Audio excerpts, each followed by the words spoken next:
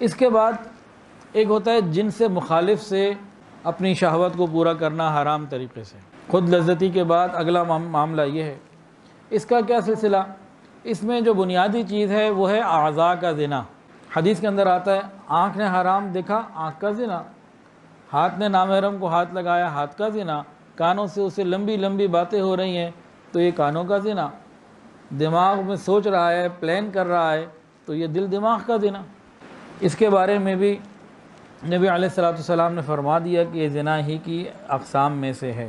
حدیث سنیے، تم میں سے کسی کے سر میں لوہے کی کوئی چیز ڈال کے زخمی کر دیا جائے، لوہے سے سر زخمی کر دیا جائے، یہ زیادہ بہتر اس سے کہ انسان کسی غیر محرم کو ہاتھ لگائے۔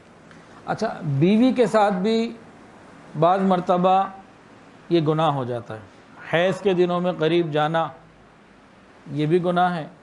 حیض کے علاوہ جو اللہ نے مقام مقرر کیا اس سے ہٹنا یہ بھی گناہ کے اندر آ جاتا ہے، کبیرہ گناہوں میں آ جاتا ہے۔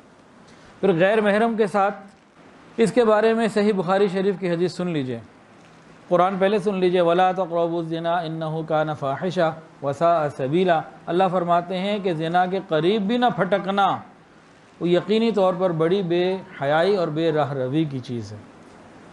اور حدیث کے اندر آتا ہے، فرمایا اے امت محمد صلی اللہ علیہ وسلم، اللہ کی قسم اس بات پر اللہ تعالیٰ سے بڑھ کر کسی کو غیرت نہیں آتی کہ کوئی مرد یا عورت آپس میں زنا کرے، اور اے امت جو کچھ میں جانتا ہوں اگر تم جانتے زیادہ روتے اور تھوڑا ہنستے۔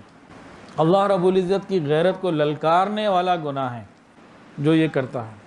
شادی شدہ عورت سے زنا کرنا یہ اور زیادہ خراب معاملہ۔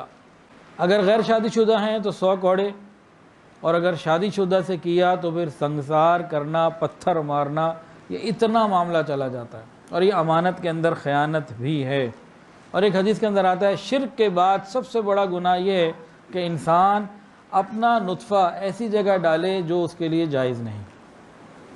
اور ایک حدیث کے اندر آتا ہے، آپ نے فرمایا شرک اور قتل کے بعد سب سے بڑا گناہ یہ ہے کہ پڑوسن سے انسان یہ رابطہ کرے، یہ تعلق قائم کرے۔ اگر کوئی اپنے پڑوس میں یہ معاملہ کرتا ہے تو پڑوسی کے حقوق بھی، امانت کی ادائیگی بھی اس سے گئی، اور یہ بہت زیادہ گناہ ہوا، ڈبل گناہ بنے گا۔ اور ایک حدیث سن لیجئے، فرمایا جنت میں ایسا شخص داخل نہیں ہو سکے گا جس کی شرارتوں سے اس کے پڑوسی محفوظ نہ ہوں۔ اور علماء فرماتے ہیں کہ پڑوس جو ہے نا، یہ 40 گھر سامنے، 40 پیچھے، 40 دائیں، 40 بائیں، پوری سوسائٹی ہو گئی، پورا محلہ ہو گیا۔ 40 دروازے ادھر چاروں طرف جب لگائیں گے تب یہ پڑوس بنتا ہے۔ یہ حدیث میں چیزیں موجود ہیں، اس لیے اس کو کھول کے بیان کر رہے ہیں۔ اس کے علاوہ قریبی رشتہ دار سے یہ معاملہ کرنا کہ کوئی قریبی رشتہ دار عورت ہو، اس میں اس عمل کا گناہ تو پورے کا پورا ہی ہے، لیکن ساتھ قطع رحمی بھی ہے، رشتہ داری کو توڑنا، قطع کرنا بھی ہے، چاہے دونوں طرف سے لوگ راضی ہوں، چاہے دو طرفہ رضامندی ہو، لیکن شریعت کے اندر یہ قطع رحمی میں آتا ہے۔ اور قطع رحمی کرنے والے کی مغفرت ہم سب جانتے ہیں شب قدر میں بھی نہیں ہوتی۔ تو کہاں سے معاملہ پہنچا کہ قریبی رشتہ دار اگر ایسا کریں، وَيَقْطَعُونَ مَا أَمَرَ اللَّهُ بِهِ أَن يُوصَلَ، یہ رشتہ داریاں ٹوٹنے کا ذریعہ بنتا ہے۔